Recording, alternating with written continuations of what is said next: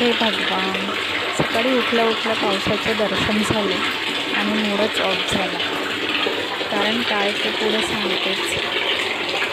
आमच्या साडीने तर मस्त एन्जॉय केला. मीही म्हटलं करू देत तिला एन्जॉय, कारण तिची आंघोळ व्हायची होती आणि माझे कामं पण व्हायचे होते. तोपर्यंत मी पण तिच्यासोबत टाईम स्पेंड केला. चम्मच झालं खेळून झालं.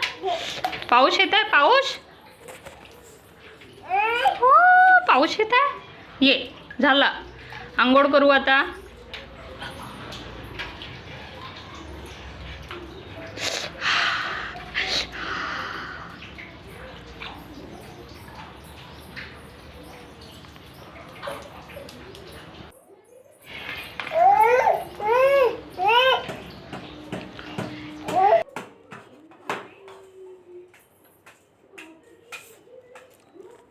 मग तिची छान आंघोळ करून दिली.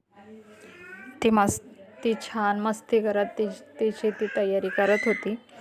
तिला ते एन्जॉय करू दिलं.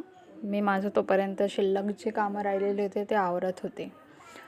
मग माझे कामं आवरले आणि मी स्वतः तिला तयार करायला घेतला. तिचा आवरला आणि मग मी माझ्या कामाला सुरुवात केली. आंघोळ पाणी सगळं. मग कपडे मशीनमध्ये टाकले होते. आता वाळू टाकायची गोष्ट. पावसामुळे कपडे वाळू टाकायची पंचायतच झाली. तर काय घरातच दोरी बांधावी लागली. वाटलं होतं की आता या दोरीचं काम पडणार नाही. मी दिवाळीच्या आधीच ही दोरी सोडली होती. तेव्हा वाटलं होतं की पावसाने आता सुटकेचा श्वास घेतला. पण झालं काय, या पावसाने तर शेतकऱ्यांचा श्वास घेणं कठीण केलं. शेतकऱ्यांची सगळी मेहनत या पावसामुळे वाहून गेली. पीक काढणीला आली, पण पाऊस पडणं काही बंद होत नाही. पण आपल्याला काय, ते शेतकऱ्यालाच सगळं सोसावं लागतं.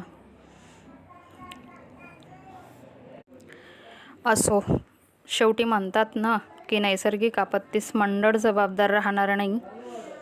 ते शेवटी तेच झालं. आणि आमची डुम्मू बघा मस्त आरामात झोपलेली आहे.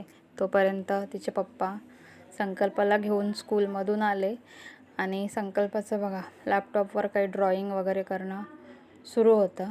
आणि तोपर्यंत आम्ही इकडे जेवण करायला बसलो होतो. कारण सावी एकदा उठली की मग ते कोणाला व्यवस्थित जेवण करू देत नाही.